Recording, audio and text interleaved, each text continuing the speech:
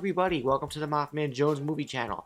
I am your host John Maffio, and today's featured video is the movie trivia Schmoedown Spectacular 2 sideline play reaction and thoughts, brought to you by Play-Doh. Get at your latest Toys R Us, local time, Easter. This is the culmination of everything that's happened this season over the past year of Schmoedown matches, and we have some incredible matches. All of them are incredible matches, but I'm going to go through them chronologically and also give you my sideline play, which I have here, as we go along with them. So first we're going to start with part one. We're going to start with the Manager Bowl and also the Innergeekdom between Jason Inman and Hector Navarro. But first let's go to the Manager Bowl that has Emma Fyffe, Ricky Hayberg, Tom Dagnito, and Jay Washington.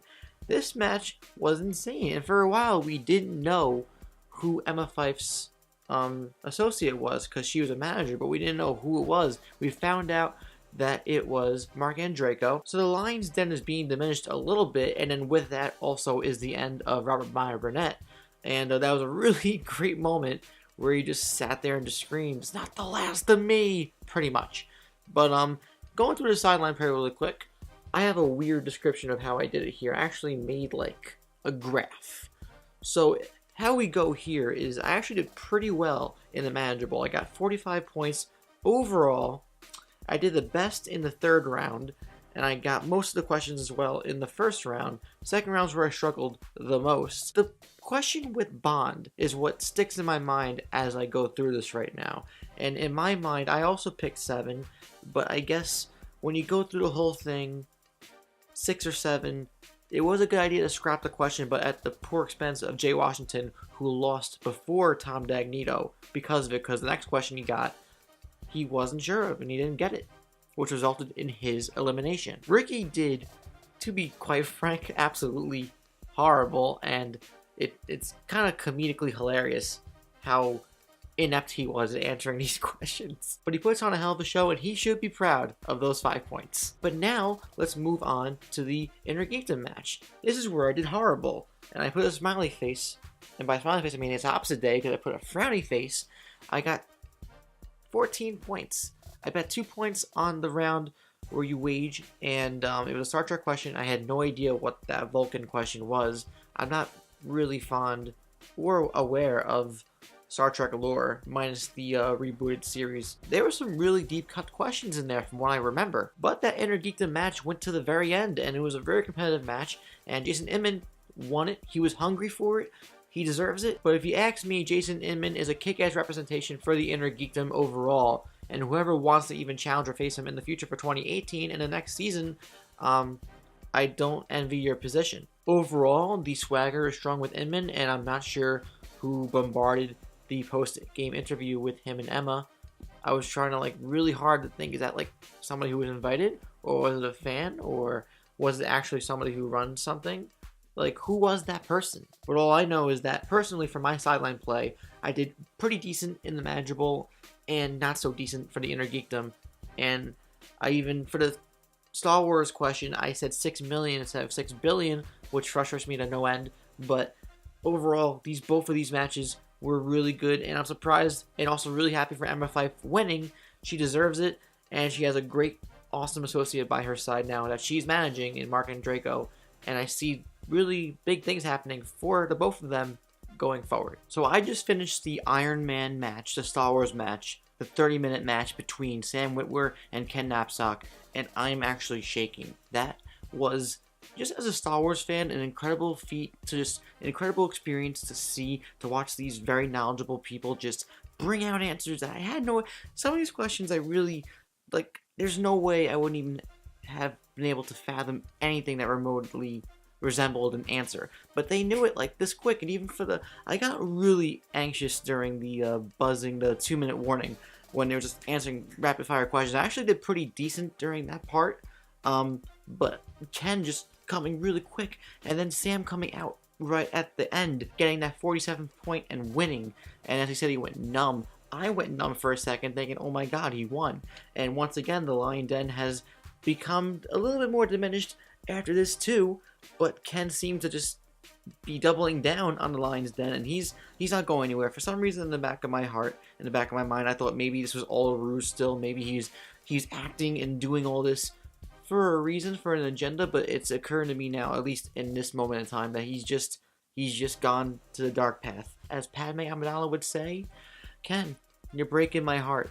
It's a shame, but you lost, and I'm glad that Sam Witwer won. He's a worthy champion. They'd both be worthy champions, but in this state of affairs, I think Sam was worthy more of the win for being on the light side of the Force. And he's now teaming up with Emma Fyffe, which seems like to be a faction of champions with Mark and now Sam together. That's pretty dangerous. I got 22 points. There was one quote from Amidala where something with the war. I will not do something that will lead us into war. And I said cause war. I didn't give myself the point for that one because I didn't get the quote exactly right. But I got 22 points, and I'm proud of that. And I didn't think I was going to get that much.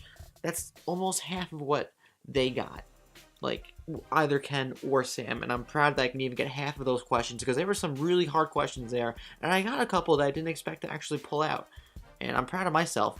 But really, I cannot tip my hat off enough to both Ken and Sam because they're both so incredibly knowledgeable, and they both can just pull answers out within seconds. It's really insane to me. And now moving on to the next match, to the team title match. The outcome between the Patriots and Above the Line, I am disappointed to say that Above the Line lost, but that was one hell of the game. And so my whole thing of saying now the Lions Den is being smacked down match by match, not so much, because now they actually have the upper hand with this particular thing, and they've kept the title for over a year, and they're great.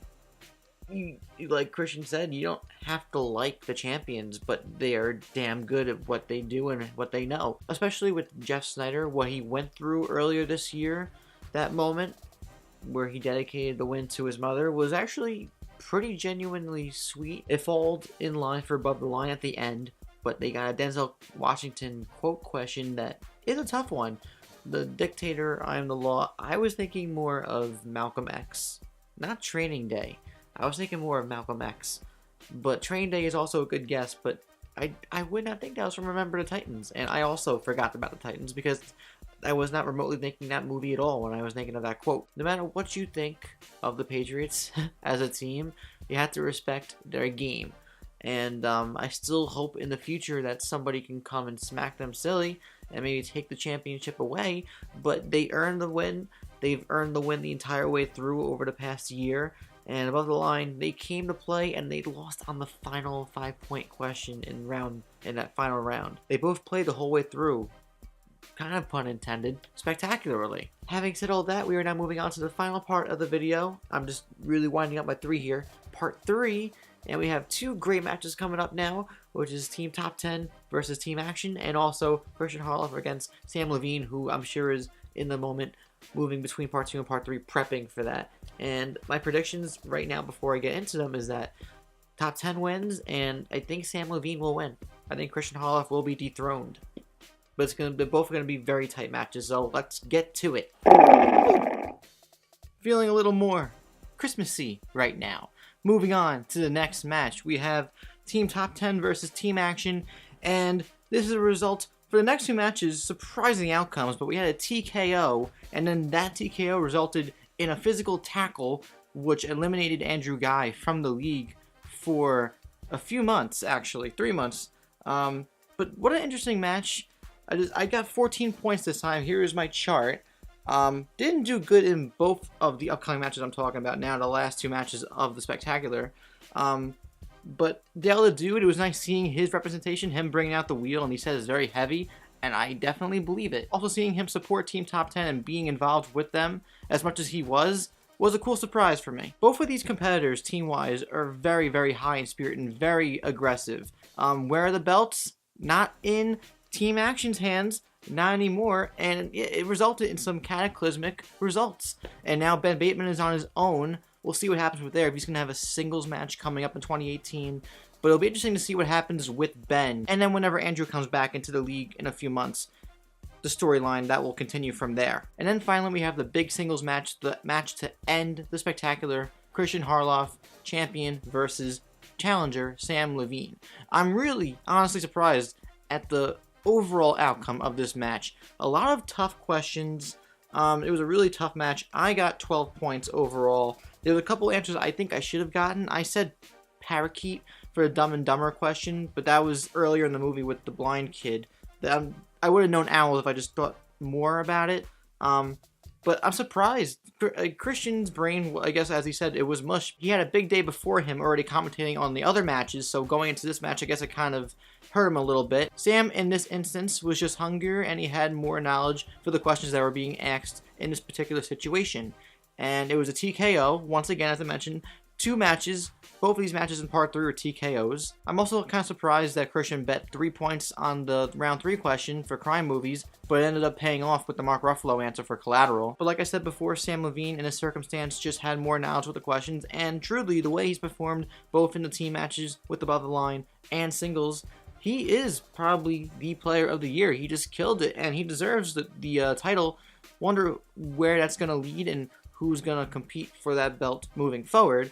But it's really nice to see the belt being in the hands of somebody like a Sam Levine as opposed to somebody else like, I don't know, somebody from the Lion's Den, for example. I also wasn't expecting Thad Williams to be very slimy about giving the commissioner role back to Christian. I kind of thought it was just going to be an easy shoo-in. Okay, Dad would be like, all right, I had fun.